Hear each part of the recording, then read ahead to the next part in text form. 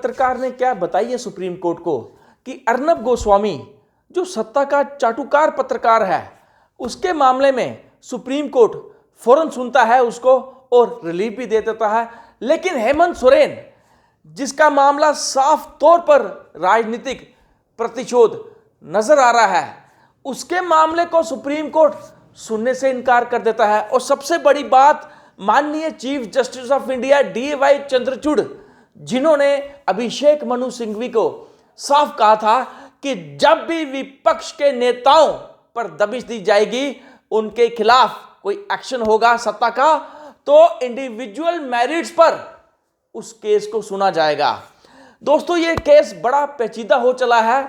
और बड़ी बात, 2 दिन पहले आपने देखा किस तरह चंडीगढ़ के मेयर चुनावों में वहां के जो प्रिसाइडिंग ऑफिसर थे अनिल मसीह, जो बीजेपी से ताल्लुक रखते हैं, जो बीजेपी के माइनॉरिटी सेल के हैं, किस तरह साफ तौर पर कैमरे पे हेरा फेरी, चोरी, बेईमानी करते हुए नजर आ रहे थे। किस तरह उन्होंने 8 वोट्स, आम आदमी पार्टी और कांग्रेस का जो एक साझा कैंडिडेट था, 8 वोट्स उन्होंने काट दिए। सबसे बड़ी बात, जब भी इस तरह वोट्स इनवैलिड साबित करने होते हैं, इनवैलिड करार देने होते हैं, तो दोनों पार्टीज के इलेक्शन एजेंट्स के सामने ये फैसला देना होता है। लेकिन अनिल मसीह, जो वहां के प्रिसाइडिंग ऑफिसर थे और जो बीजेपी से ताल्लुक रखते हैं, उन्होंने ये करना मुनासिब नहीं समझा, सही नहीं समझा, और उन्होंने 100 मोटो एक्शन करके वोट्स खारिज किए। बीजेपी के 16 वोट्स थे, कांग्रेस और आम आदमी पार्टी के मिलाकर 20 वोट्स थे, उनके 8 वोट्स काटकर उनके वोट्स हो गए 12 और बीजेपी के 16। इस तरह उन्होंने बीजेपी के उम्मीदवार को हेरा फेरी करके जिता दिया। और इस सारे मामले पर आम आदमी पार्टी का आज दिल्ली में बहुत बड़ा प्रदर्शन था। और सबसे बड़ी बात, आम आदमी पार्टी के एक MLA पर दिल्ली पुलिस ने दबिश डाली और उनको उनके घर में ही नजरबंद कर दिया गया। सबसे बड़ी बात, बसेस पे आम आदमी पार्टी के जो कार्यकर्ता, जो बीजेपी का ऑफिस, जो बीजेपी का मुख्यालय घेरने दीनदयाल उपाध्याय मार्ग पर आ रहे थे, उनकी बसेस को वहीं रोक दिया गया और दिल्ली पुलिस ने उस पूरे दीनदयाल मार्ग को छावनी पे तब्दील कर दिया।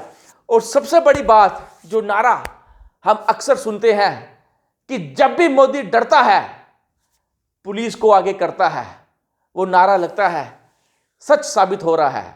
और आप देखिए किस तरह आम आदमी पार्टी के कार्यकर्ता, नेता जैसे ही सड़कों पर उतरे तो दिल्ली पुलिस ने कैसे दबिश दी।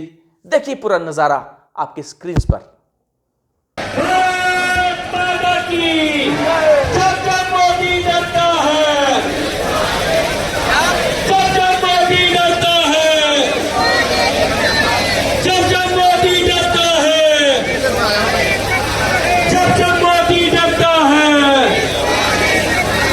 दोस्तों, जैसे ही आम आदमी पार्टी सड़कों पर उतरी तो बीजेपी ने, सत्तारूढ़ पार्टी ने गैर संवैधानिक तरीके से दबिश डाली। दिल्ली पुलिस का सहारा लेकर उस पूरे एरिया को छावनी में तब्दील कर दिया और MLAs, आम आदमी पार्टी के कार्यकर्ता MLAs, उनको नजरबंद कर दिया। आम आदमी पार्टी के ट्विटर हैंडल से मैं आपको कुछ बताना चाहूंगा। आम आदमी पार्टी के ट्विटर हैंडल से, क्या इस देश में इमरजेंसी लग गई है? क्या शांतिपूर्ण तरीके से अब प्रदर्शन भी नहीं कर सकते? मोदी इतने डरपोक और कायर हैं कि अब जनता की आवाज खामोश करने के लिए उनके प्रतिनिधियों को अरेस्ट करना शुरू कर चुके हैं। इसमें आप देख सकते हैं अलग अलग विधायकों को उनके घर में पुलिस कैसे दबिश दे रही है, कैसे पुलिस उनके घरों में पहुंची और उनको नजरबंद कर दिया गया। जिसमें प्रोमिला गुप्ता जो पार्षद हैं, उनके घर में पुलिस पहुंची, आप देख सकते हैं। अंतुल कोहली जो आम आदमी पार्टी के कार्यकर्ता हैं, उनके घर में भी उनको पुलिस ने नजरबंद कर दिया। और पूर्व सांसद और आम आदमी पार्टी हरियाणा अध्यक्ष डॉक्टर सुशील कुमार गुप्ता के घर में भी मोदी की पुलिस पहुंची और पुलिस कहती है ऊपर से आदेश है, हम आपको प्रोटेस्ट करने के लिए, प्रदर्शन करने के लिए नहीं जाने देंगे। दोस्तों, सीधी सी बात है कि जिस तरह आपने देखा चंडीगढ़ के मेयर चुनावों में किस तरह अनिल मसीह, जो वहां के प्रिजाइडिंग ऑफिसर थे, जो बीजेपी से ताल्लुक रखते हैं, जो बीजेपी के माइनॉरिटी सेल से बिलोंग करते हैं, किस तरह उन्होंने बेईमानी करके, चोरी करके, और जो ऑन कैमरा स्क्रीन तो पूरे देश ने उस चोरी को देखा, किस तरह उन्होंने चोरी से, बेईमानी से, हेराफेरी से, वोटों की चोरी करके, वोट खारिज करके बीजेपी के उम्मीदवार को वहां का मेयर बना दिया। और जैसे इस मसले को सुप्रीम कोर्ट ले जाया गया तो चीफ जस्टिस साहब DY चंद्रचूड़ साहब ने बोला कि इसको हम जरूर सुनेंगे और हम उम्मीद करते हैं कि जो पूरे देश ने देखा, जो ऑन कैमरा जिसकी रिकॉर्डिंग है, जो चोरी करते हुए अनिल मसीह साफ तौर पर नजर आ रहे हैं, चीफ जस्टिस साहब इसका संज्ञान लेंगे और अनिल मसीह को उन पर कड़ी से कड़ी कार्रवाई करेंगे। इन सब पर आम आदमी पार्टी ने आज एक प्रेस कॉन्फ्रेंस की। उनकी जो नेशनल स्पोक्स पर्सन है प्रियंका कक्कर जी, उन्होंने क्या बोला? उन्होंने बोला कि जो पार्टी सत्ता पाने के लिए चोरी कर सकती है वो सत्ता पाने के बाद भी चोरी करेगी। क्या कहा उन्होंने अपनी प्रेस कॉन्फ्रेंस में? आपके स्क्रीन पर आपने कहावत सुनी होगी, चोर चोरी से तो जाए पर हेरा फेरी से ना जाए। वही आज दिल्ली में हो रहा है। आपने देखा कैसे भाजपा सत्ता पाने के लिए लगातार ऑपरेशन लोटस करती है, खरीद फरोख्त की राजनीति करती है, अब तो वोट चोरी भी करती है, जिसका प्रमाण हम सबके सामने एक वीडियो के जरिए चंडीगढ़ मेयर इलेक्शन में आया। अब कभी कभी ईडी का रूप धारण कर लेती है और आज तो हद ही हो गई। हमारा कॉन्स्टिट्यूशनली प्रोटेक्टेड राइट है एक पीसफुल प्रोटेस्ट करने का, पर भाजपा ने पूरी दिल्ली को एक छावनी में कन्वर्ट कर दिया है। उसी तरह से सौरभ भारद्वाज जो आम आदमी पार्टी के नेता हैं, उन्होंने बोला कि पूरे देश ने देखा कि किस तरह मेयर चुनावों में, चंडीगढ़ के मेयर चुनावों में बीजेपी ने वोटों की चोरी की और अब बीजेपी बसेस को रोक रही है। आप देख रहे हैं कि किस तरह बीजेपी बसेस को, जिन बसेस में आम आदमी पार्टी के कार्यकर्ता हैं और वो कार्यकर्ता जो बीजेपी का मुख्यालय घेरने के लिए दीनदयाल उपाध्याय मार्ग पर पहुंच रहे हैं, उनको रास्ते में ही रोक दिया गया। तो आप देख सकते हैं किस तरह दिल्ली पुलिस ने दबिश डाली आम आदमी पार्टी के कार्यकर्ताओं पर, और इन सब के पीछे मोदी सरकार जिम्मेवार है। आज मोदी सरकार क्या आम आदमी पार्टी वालों को, विपक्ष को प्रदर्शन करने से भी रोक रही है? क्या इस देश के इतने बुरे हालात हो गए हैं? क्या प्रदर्शन करना गुनाह है? जिस बाबा साहब अंबेडकर ने आर्टिकल 14 में राइट टू इक्वालिटी प्रदर्शन करने का पूरा अधिकार दिया है, जो लोकतांत्रिक तरीके से अनिवार्य है, जरूरी है विपक्ष के लिए, उसको रोका जा रहा है मोदी सरकार द्वारा। क्या मोदी इतने डर गए हैं, मोदी इतने कायर हैं कि वो इतने डर चुके हैं कि उनकी सत्ता उनके हाथ से निकल ना जाए, विपक्ष पर गैर लोकतांत्रिक तरीके से दबिश डाल रहे हैं? क्या बीजेपी भूल गई कि बीजेपी ने 2012-13 में निर्भया एपिसोड पर किस तरह प्रदर्शन किया था दिल्ली पुलिस के खिलाफ, किस तरह उन्होंने बैरिकेड्स तोड़े थे? क्या उन पर तब की तत्कालीन कांग्रेस सरकार ने क्या कोई दबिश डाली? क्या कोई FIR लॉन्च की? क्या उनको प्रदर्शन करने से रोका? तो आज बीजेपी विपक्ष पर दबिश क्यों डाल रही है?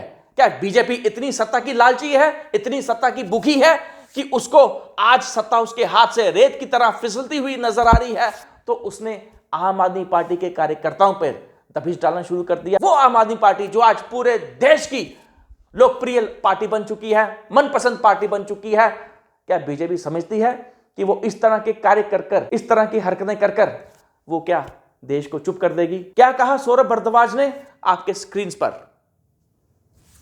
सारा देश ये बात जानता है और सबने वीडियो पे देखा किस तरीके से चंडीगढ़ के मेयर के चुनाव में भारतीय जनता पार्टी द्वारा बेईमानी की गई, वोटों की चोरी की गई। सब देख सकते हैं। आज उस चीज के खिलाफ भारत के 2 राज्यों के चुने हुए मुख्यमंत्री श्री अरविंद केजरीवाल जी और भगवंत मान साहब भारतीय जनता पार्टी के यहाँ पे एक शांतिपूर्ण प्रदर्शन करने जा रहे हैं। जनता और आम आदमी पार्टी के कार्यकर्ता अपनी पार्टी के, आम आदमी पार्टी के ITO स्थित ऑफिस पहुंच रहे हैं, मगर जगह जगह पे मैं देख रहा हूं कई साथियों का फोन आया कि हमारे विधायकों को डिटेन किया जा रहा है, हमारे पार्षदों को डिटेन किया जा रहा है, हमारे कार्यकर्ताओं को, संगठन के लोगों को डिटेन किया जा रहा है, बसों को रोका जा रहा है, बसों की चाबी। दोस्तों, क्या अब इस देश में प्रदर्शन करना गुनाह हो गया? क्या मोदी के इस अमृत काल में प्रदर्शन करना गुनाह है? आखिर क्या वजह है आम आदमी पार्टी के कार्यकर्ताओं को रोका जा रहा है? दोस्तों, ये लोकतंत्र के इतिहास में सबसे बड़ा काला धब्बा है। ये शर्मनाक बात है इस लोकतंत्र के इतिहास पे। दोस्तों, आम आदमी पार्टी और कांग्रेस सिर्फ ये कह रही है कि जो मेयर का चुनाव था, चंडीगढ़ के मेयर का चुनाव था, जो एक छोटा सा चुनाव था, बीजेपी ने ऑन कैमरा इतनी बड़ी हेराफेरी की, ये हालत वहां उन्होंने कर दी। तो जरा सोचिए, बंद कमरे में जहां ईवीएम्स बंद रहती हैं, जहां ईवीएम्स पैक रहती हैं और जो पैरामिलिट्री फोर्सेस की निगरानी में रहती हैं, वहां बीजेपी 2024 के लोकसभा इलेक्शंस को जीतने के लिए किस हद तक जा सकती है? दोस्तों, ये सोचना पड़ेगा। और दोस्तों, सबसे बड़ी बात, हिंदुस्तान का इतिहास है, यहां मोहम्मद गजनी आया, मोहम्मद गौरी आया, यहां मुगल का राज रहा, यहां अंग्रेजों का राज रहा। वो अंग्रेजी साम्राज्य जिसके बारे में बोला जाता था कि जिसका सूरज कभी नहीं डूब सकता, लेकिन हिंदुस्तान के लोगों ने इकट्ठा होकर उन अंग्रेजों को हिंदुस्तान से बाहर निकाल फेंका। लगता है दोस्तों, आज वो दिन आ गया कि पूरे देश को इकट्ठे होने की जरूरत है। और ये जो मोदी सरकार जो गैर लोकतांत्रिक तरीके से हिंदुस्तान को चलाना चाहती है, जो यहां तानाशाही एस्टेब्लिश करना चाहती है, उसको सबक सिखाने का लगता है समय आ गया।